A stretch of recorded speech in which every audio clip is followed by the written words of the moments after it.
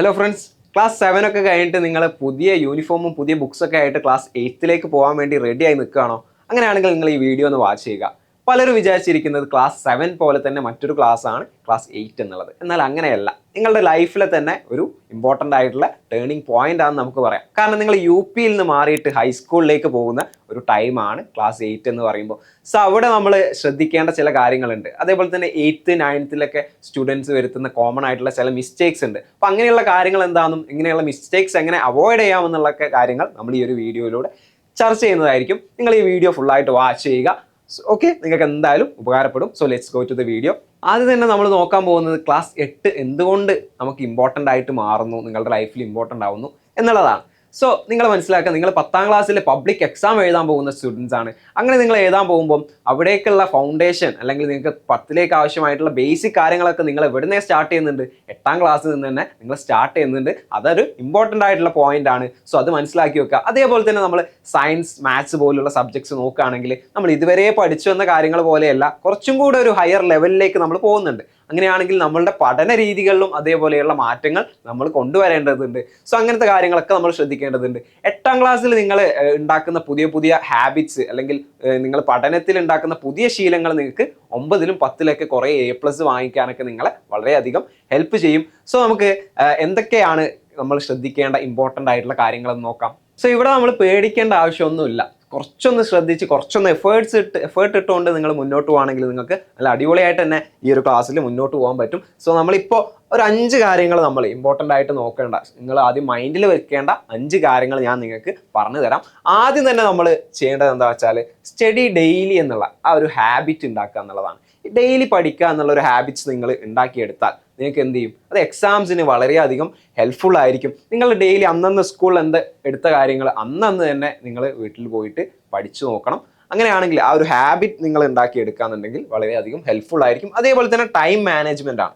നിങ്ങൾ എന്ത് ചെയ്യണം, നിങ്ങൾക്ക് കളിക്കാനും അതേപോലെ തന്നെ എൻ്റർടൈൻമെൻറ്റ്സിനും എൻജോയ്മെൻറ്റ്സിനൊക്കെ സമയം വേണം. ഓക്കെ, അതുകൂടെ വേണം. കാരണം നിങ്ങൾ അതിനനുസരിച്ചുള്ള ടൈം നിങ്ങൾ കണ്ടെത്തണം. അതിൻ്റെ കൂടെ തന്നെ നിങ്ങൾ എന്ത് വേണം, പഠിക്കാനുള്ള സമയം ഡെയിലി ഒരു 2 മണിക്കൂറെങ്കിലും നിങ്ങൾ എന്ത് ചെയ്യണം, പഠിക്കാൻ വേണ്ടിയിട്ട് അവിടെ മാറ്റി വെക്കണം. സോ അതിനനുസരിച്ച് നിങ്ങൾ ടൈം മാനേജ് ചെയ്യുക. നിങ്ങളൊരു സിമ്പിൾ ആയിട്ടുള്ള ഒരു ടൈം ടേബിൾ ഒക്കെ ഉണ്ടാക്കിയിട്ട് അത് കറക്റ്റായിട്ട് ഫോളോ ചെയ്താൽ മതിയാവും. ഓക്കെ, അടുത്തതായിട്ടുള്ള ഒരു കാര്യം എന്ന് പറഞ്ഞാൽ പേ അറ്റൻഷൻ. നിങ്ങൾ ക്ലാസ്സിൽ നല്ലപോലെ ശ്രദ്ധിക്കുക. നിങ്ങളുടെ പഠിക്കുന്ന കാര്യങ്ങളുടെ പകുതി കാര്യങ്ങൾ 50% കാര്യങ്ങളും നിങ്ങൾ എവിടെ പഠിക്കും, ക്ലാസ് തന്നെ നിങ്ങൾക്ക് പഠിച്ചെടുക്കാൻ വേണ്ടി പറ്റും. പക്ഷെ നിങ്ങൾ എന്ത് ചെയ്യണം, ക്ലാസ് നല്ല രീതിക്ക് കോൺസെൻട്രേറ്റ് ചെയ്ത് ശ്രദ്ധിച്ചിരുന്നാൽ നിങ്ങൾക്ക് പകുതി കാര്യങ്ങൾ അവിടെ നിന്ന് തന്നെ കിട്ടും. ബാക്കി കാര്യങ്ങൾ നിങ്ങൾ സ്വന്തമായിട്ട് ചെയ്താൽ മതി. ഓക്കെ, അതേപോലെ തന്നെ നിങ്ങൾക്ക് ക്ലാസ്സിൽ എന്ത് ഡൗട്ട്സ് വരാമെന്നുണ്ടെങ്കിലും നിങ്ങൾ എന്ത് ചെയ്യണം, അപ്പോൾ തന്നെ ചോദിക്കണം. ക്ലാസ്സിലല്ല, ഇനി വീട്ടിൽ നിന്നാണെങ്കിലും എന്ത് ചെയ്യുക, ഡൗട്ട്സ് കാര്യങ്ങളൊക്കെ നിങ്ങൾ ചോദിക്കുക. നല്ല ഡൗട്ട്സ് ചോദിക്കുന്ന കുട്ടികൾ എന്താണ്, മികച്ച സ്റ്റുഡൻസ് ആണ്, ബ്രില്യൻ്റ് ആയിട്ടുള്ള സ്റ്റുഡൻസ് ആയിരിക്കും. ഓക്കെ, അടുത്തൊരു പോയിന്റ് എന്താണെന്ന് വെച്ചാൽ നോട്ട് മേക്കിംഗ് ആണ്. നമ്മൾ എന്ത് ചെയ്യണം, നമ്മൾ കറക്റ്റായിട്ട് നോട്ട്സ് കീപ്പ് ചെയ്യണം. ഓക്കെ, നമ്മൾ ഗൈഡോ അല്ലെങ്കിൽ റെഫറൻസ് ബുക്കുകളോ നോക്കുന്നതിനേക്കാൾ നിങ്ങൾക്ക് എന്താണ്, നമ്മൾ സ്വന്തം കൈപ്പടയിൽ എഴുതിയ നോട്ട് ബുക്സ് ഉണ്ടെന്നുണ്ടെങ്കിൽ അത് നിങ്ങൾക്ക് വളരെയധികം ഹെൽപ്ഫുൾ ആയിരിക്കും. ഓക്കെ, അതേപോലെ നോട്ട് മേക്കിങ്ങിൻ്റെ സമയത്ത് നമുക്ക് എന്ത് ചെയ്യും, നമ്മൾ പഠിക്കുന്ന കാര്യങ്ങൾ കുറച്ചുകൂടെ ഒന്ന് മൈൻഡിലേക്ക് കയറാൻ വേണ്ടിയിട്ട് നിങ്ങളെ വളരെയധികം ഹെൽപ്പ് ചെയ്യുമെന്ന് മനസ്സിലാക്കുക. സോ നോട്ട് മേക്കിംഗ് എന്താണ്, ഇമ്പോർട്ടൻ്റ് ആണ്. അതേപോലെ നിങ്ങൾ എക്സാംസിനൊക്കെ പഠിക്കാൻ വേണ്ടിയിട്ട് നിങ്ങളെ നോട്ട് വളരെയധികം ഹെൽപ്പ് ചെയ്യുമെന്നുള്ളതാണ്.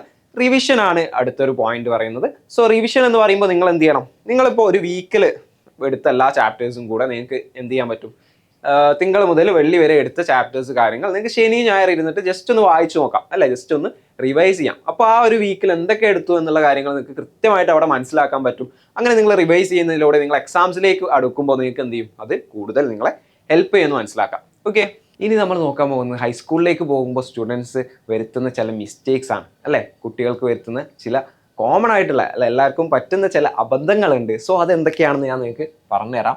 സോ നിങ്ങൾ നോക്കുക, ഇവിടെ 3 മേജർ കാര്യങ്ങൾ ഇവിടെ പറയുന്നുണ്ട്. ആദ്യം തന്നെ നമ്മൾ നോക്കേണ്ടത് ഓവർ കോൺഫിഡൻസ് ആണ്. ഇതുവരെ നമ്മൾ പഠിച്ചു വന്നു, 7th ക്ലാസ്സിൽ വരെ പഠിച്ചു വന്നപ്പോൾ നിങ്ങൾക്ക് ചിലപ്പോൾ തോന്നുന്നുണ്ടാവും 7th ക്ലാസ്സിലേക്ക് എനിക്ക് നല്ല മാർക്ക് ഉണ്ടല്ലോ, ഫുൾ മാർക്ക് ഉണ്ടല്ലോ, 90% ഉണ്ടല്ലോ എന്നൊക്കെ തോന്നുന്നുണ്ടാവും. ഓക്കെ, പക്ഷെ ആ ഒരു തോന്നലും കൊണ്ട് നിങ്ങൾ 8th ക്ലാസ്സിലേക്ക് പോകുമ്പോൾ നിങ്ങൾ വിചാരിക്കും എനിക്ക് നല്ല മാർക്ക് കിട്ടുമെന്ന്. പക്ഷെ അവിടെ നിങ്ങൾ മനസ്സിലാക്കേണ്ട കാര്യം, നിങ്ങൾ കുറച്ചുകൂടി എഫേർട്സ് ഇടേണ്ടതുണ്ട്. ഓക്കെ, ഇതുവരെ പഠിച്ച രീതികളിൽ നിന്നും വ്യത്യസ്തമായിട്ട് പഠിക്കണം. കുറച്ചുകൂടി എഫേർട്സ് ഇട്ടുകൊണ്ട് പഠിച്ചാലേ നിങ്ങൾക്ക് എന്ത് കിട്ടുള്ളൂ, ആ ഒരു നല്ല മാർക്ക് സ്കോർ ചെയ്യാൻ പറ്റുള്ളൂ. അപ്പോൾ ഓവർ കോൺഫിഡൻസ് നിങ്ങൾക്ക് പാടില്ല. ഓവർ കോൺഫിഡൻസ് ഒഴിവാക്കിക്കൊണ്ട് ഞാൻ വർക്ക് ചെയ്താലേ എനിക്ക് ആ ഒരു മാർക്ക് കിട്ടുള്ളൂ, അല്ലെങ്കിൽ കൂടുതൽ ഗ്രേഡ് എനിക്ക് കിട്ടുള്ളൂ എന്ന് മനസ്സിലാക്കുക. അതേപോലെ തന്നെ ലാസ്റ്റ് മിനിറ്റ് സ്റ്റഡി. പലരും എന്ത് ചെയ്യും, എക്സാമിൻ്റെ തലേന്ന് പഠിക്കാമെന്ന് വിചാരിച്ചിട്ട് മാറ്റി വെക്കും. അപ്പോൾ എക്സാമിൻ്റെ തലേന്നത്തേക്ക് മാറ്റി വെച്ചാൽ എന്താ സംഭവിക്കാന്ന് വെച്ചാൽ, നിങ്ങൾക്ക് 8ലേക്കൊക്കെ പോകുമ്പോൾ കൂടുതൽ സിലബസ് ഉണ്ടാവും, കുറേ കാര്യങ്ങൾ പഠിക്കാനുണ്ടാവും. അങ്ങനെ പഠിക്കാനുണ്ടാവുമ്പോൾ ആ പരീക്ഷയുടെ തലേന്ന് പഠിക്കുക എന്ന് വെക്കുമ്പോൾ അവിടെ നിങ്ങൾ പഠിച്ചാൽ തീരില്ല എന്ന് മാത്രമല്ല, എക്സാമിന് പോകുമ്പോൾ ചിലപ്പോൾ ഇതൊക്കെ മറന്നു പോകാനും ചാൻസ് ഉണ്ട്. സോ ആ ലാസ്റ്റ് മിനിറ്റ് സ്റ്റഡിയും ഒഴിവാക്കുക, കൃത്യമായിട്ട് പ്ലാൻ ചെയ്തുകൊണ്ട് തന്നെ പഠിക്കുക. ഏറ്റവും വലിയ വില്ലൻ ആരാന്ന് ചോദിച്ചാൽ ഞാൻ മൊബൈൽ ഡിസ്ട്രാക്ഷൻ ആണെന്ന് പറയും. കാരണം നമ്മൾ മൊബൈൽ എടുത്തുകൊണ്ട് റീൽസ് കാണുന്നു, അല്ലെങ്കിൽ ഗെയിം കളിക്കുന്നതൊക്കെ നമ്മളെല്ലാവരും ചെയ്യാറുണ്ട്. അപ്പോൾ നമ്മൾ പഠിക്കുന്ന സമയത്ത് ഈ മൊബൈൽ യൂസ് ചെയ്യാൻ നിന്നാൽ പിന്നെ നമ്മളുടെ കോൺസെൻട്രേഷൻ മുഴുവനും ഫോണിലേക്ക് പോകുമെന്ന് മനസ്സിലാക്കുക. അപ്പോൾ നമ്മൾ പഠിക്കുന്ന സമയത്ത് മൊബൈലൊക്കെ ഒന്ന് മാറ്റി വെക്കുക. യെസ്. പിന്നെയുള്ള കാര്യങ്ങളെന്ന് വെച്ചാൽ കോമൺ ആയിട്ട് വരുന്ന നിങ്ങളെല്ലാവരും പഠിക്കുന്ന കാര്യത്തിൽ വരുത്തുന്ന ഒരു കാര്യമാണ് എന്ത്, ഇഗ്നോറിങ് വീക്ക് സബ്ജക്ട്സ് എന്ന് പറയുന്നത്. നിങ്ങൾക്ക് വീക്കായിട്ടുള്ള സബ്ജക്ട്സ് ചിലപ്പോൾ നിങ്ങൾ അയ്യോ അത് ഹാർഡാണല്ലോ എന്ന് പറഞ്ഞിട്ട് നിങ്ങൾ ജസ്റ്റ് മാറ്റി വെക്കും. അത് ഏറ്റവും വലിയ മിസ്റ്റേക്കാണ്. അങ്ങനെ ചെയ്യരുത്. അങ്ങനെ ചെയ്യുമ്പോൾ നിങ്ങൾക്ക് ഫൈനൽ സ്കോർ വരുമ്പോൾ അവിടെ പെർസെൻറ്റേജ് താഴേക്ക് പോകും. ഓക്കെ, അത് മനസ്സിലാക്കുക. നിങ്ങളുടെ വീക്ക് സബ്ജക്ട്സ് നിങ്ങൾ ഏതാണെന്ന് നോക്കിയിട്ട് അതിൽ നിങ്ങൾ കുറച്ചുകൂടെ സമയം കണ്ടെത്തിയിട്ട് വർക്ക് ചെയ്യുക. ഓക്കെ, അങ്ങനെ ചെയ്യുമ്പോൾ നിങ്ങൾക്ക് എന്ത് ചെയ്യാൻ പറ്റും, കൂടുതൽ സമയം അതിൽ വർക്ക് ചെയ്യുമ്പോൾ അത് ഒന്നുകൂടെ ഈസി ആയിട്ട് മാറ്റാൻ വേണ്ടിയിട്ട് പറ്റുന്നതായിരിക്കും. ലാസ്റ്റത്തെ പോയിന്റ് എന്താണെന്ന് വെച്ചാൽ മഗ്ഗിങ് അപ്പ്. അതായത് നിങ്ങൾ മെമ്മറൈസ് ചെയ്ത് പഠിക്കുക. ജസ്റ്റ് എല്ലാം ഇങ്ങനെ വായിച്ച് കാണാപ്പാഠം പഠിച്ചു.